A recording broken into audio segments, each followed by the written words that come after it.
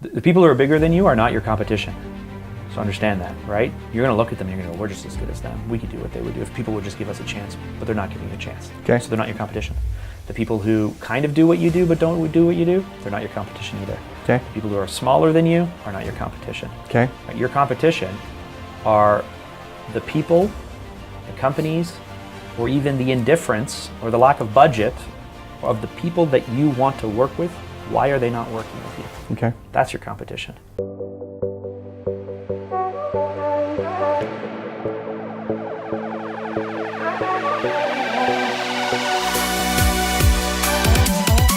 Welcome back, everybody. We are doing a 10-part series on how to build $1 million marketing agency with my friend Mark Drager from Phanta. I don't think we've even said the name, have we? Maybe in the first one. First one. From Phanta. Used to be Phanta Media, now it's just Phanta. I still like calling it Phanta. If you want to go old school and you're going to DM him, say Phanta Media. Phanta Media Limited was where we started. It's awesome. So square. Okay, today we're talking about understanding your market and your competition. I think it's a big thing when people are getting started. I don't know what my market is. How do I stack up against the people? There's tons of people doing what I'm trying to do. What's your advice? So first of all, it makes sense to start where you live. Right? Local market. Local market. Okay. Right? Yes, you can expand. I like to think, I want to create the type of company where someone across the country would want to work with me. They're going to fly over all those other companies. They're going to pass everyone else to come and work with me. Okay. That's the dream. Yep. But truthfully, you're going to start with places you can drive to, places you can call, places you can work with. Right.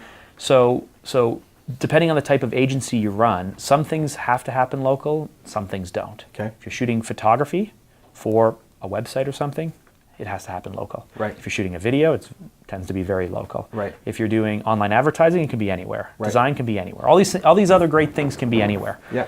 But what you want to start with is you want to look at your local market. And the number one conversation I have with entrepreneurs who are trying to do what I do, I have these calls once or twice a month. They're always saying, oh man, I really love the business that you've built. How do I do what you do? And then I say, oh, where are you located? And they say, oh, send them this video series now. I'm in New England. Yeah. Or I'm in North Dakota. Yeah. Or I'm in pick any place, right? Like I'm in rural England. Yeah. And so it's like, well, first of all, I'm just lucky that I was born in Toronto. Right. I'm lucky that Toronto happens to be the main economic hub of Canada. Right. Right? Like if you were born in Manhattan. Yeah. Pretty great place to run a business. A lot of competition. Yeah. But a lot of money. Yeah. So if you're thinking about your $1 million plus business and the companies you're modeling, consider your market and where you are at. If you are dealing, if we're down in Miami or down in Orlando, it's not a huge market. In fact, there's a lot of lawyers. There's a lot of professionals, medical professionals. So how much of your business is here local still? Around the area, driving distance? Oh gosh. Most of it? Like 80%? 95% of our business. So much of our business is based off relationships. Right. Really? And how can you build a relationship with someone if you're pounding the phone, cold calling them, or so if I want to build a business only on local, how big a city do I need to be in? Well, it depends on the type of business you want to build, and that's where I was going. If you're comfortable working with projects where it's mostly medical professionals or lawyers or realtors or local like those local type of businesses who need tons of help. The window cleaner, right? The person who runs a construction company. It could be a $40 million construction company, but it's a construction company.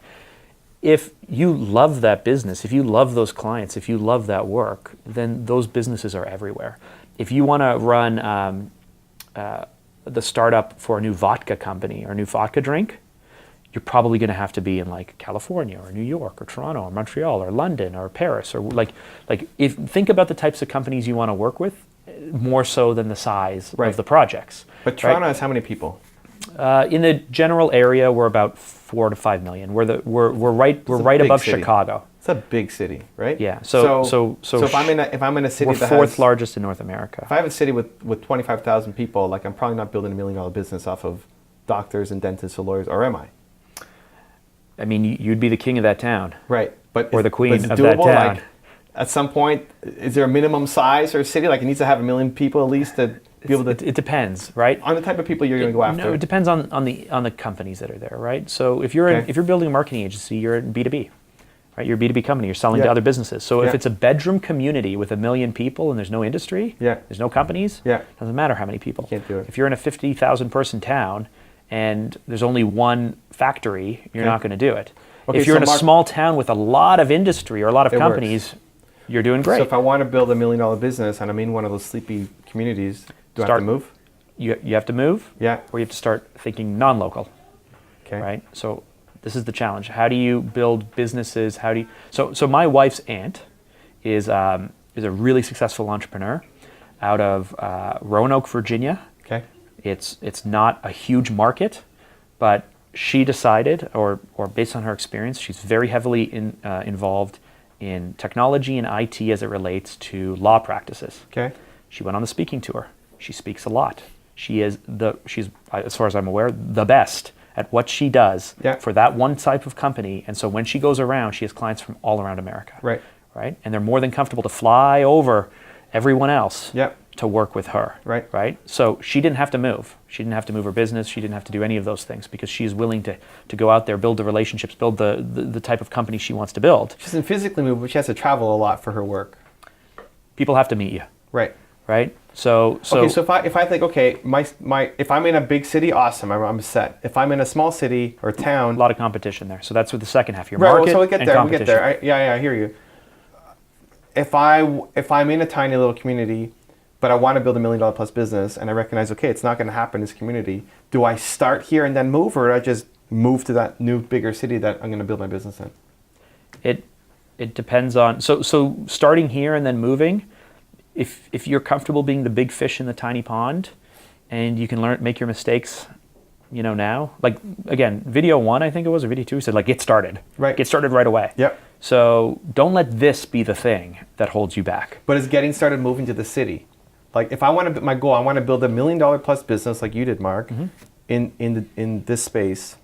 Is it better to start in my sleepy town and get a couple clients and get some experience and then trying to transition that to a bigger city? Or it's like I need to move to the next biggest city in my province or state and then just start up there? I would start in my town and then grow, knowing that that these clients aren't my real clients, that my work is probably not that transferable. Right. Okay. But this start right away. And so if it's going to take you 4 months to move, but what if I move right away? Like, okay, I made a decision. Well, I'm going to who move. lives their lives where they're like, I'm moving tomorrow to a place that I've never been, to something I don't know, and how do you find your region? Yeah, but who lives their life saying I'm going to start a business? Like everybody hems and haws and takes 6 months to start a business. But if you're saying just start, what's my best start? Your best start is start local. Right, but because I'm going to wait 4 months to move, like what if I said I would move right away? What's my best start?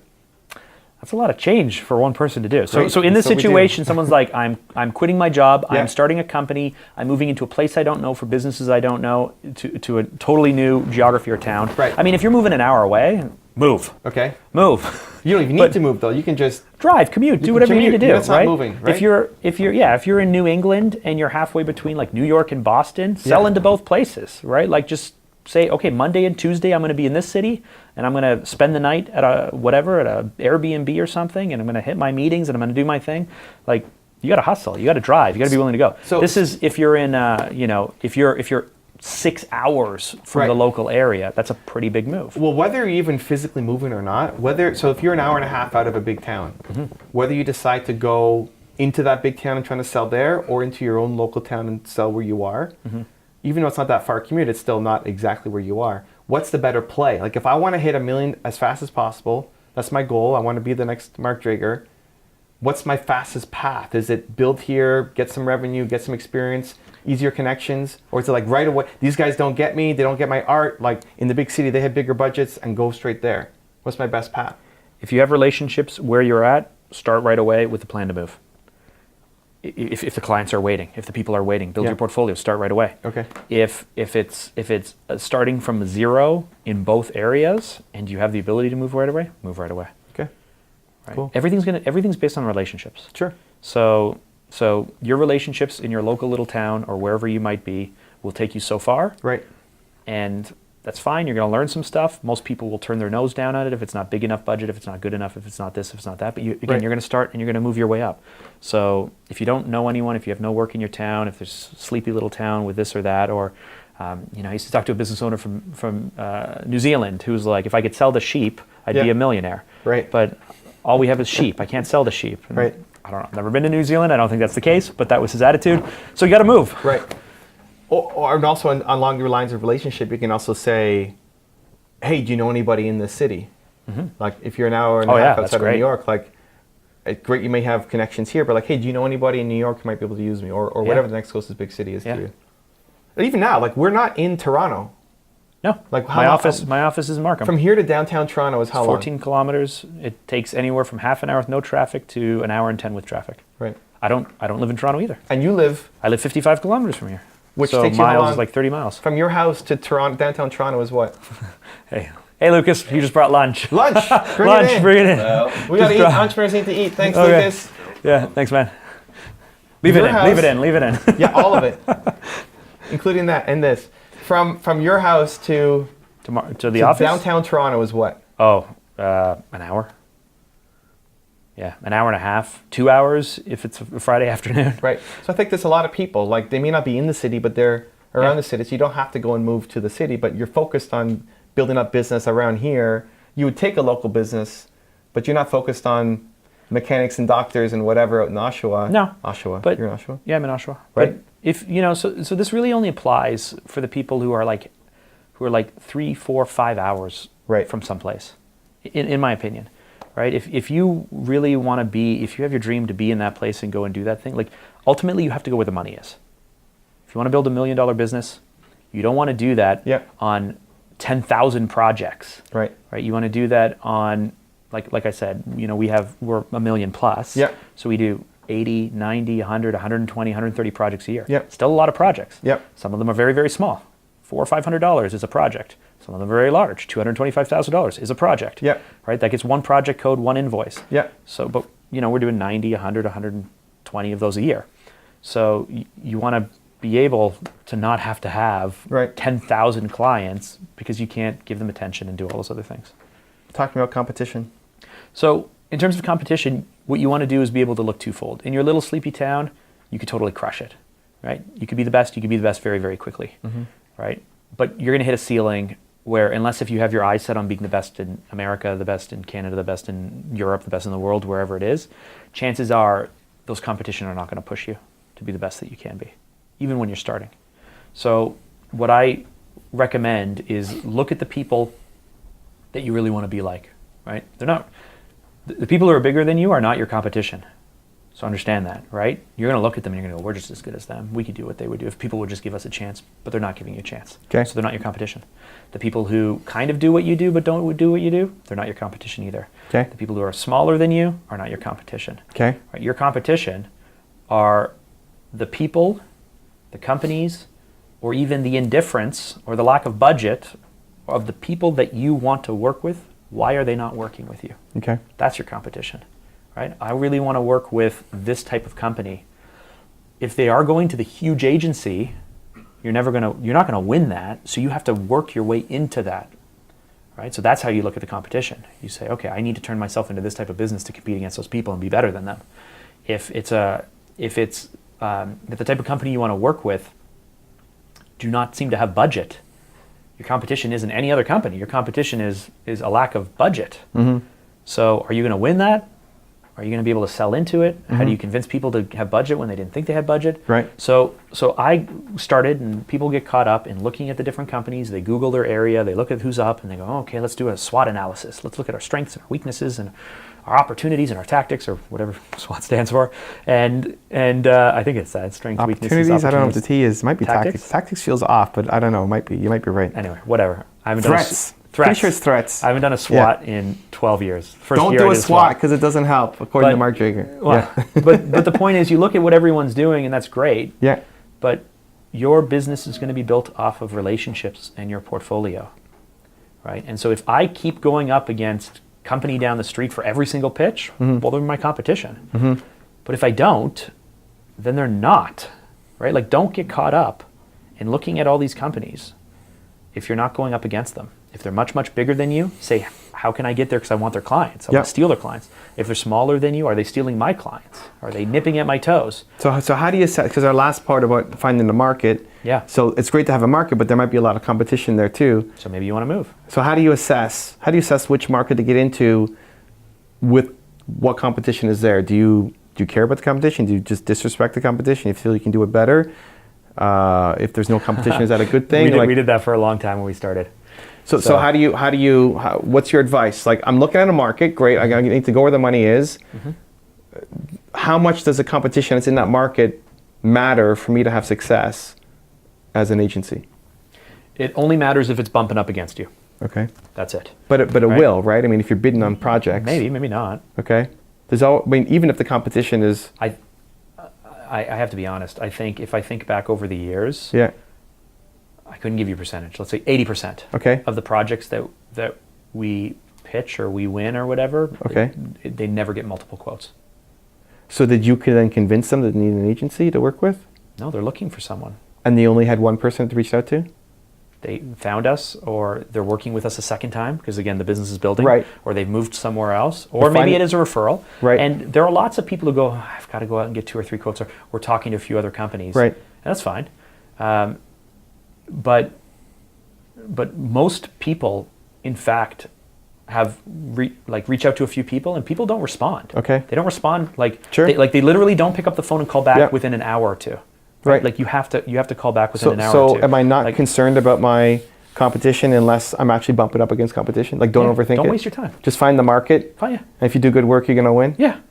And don't worry about the competition unless you're getting crushed.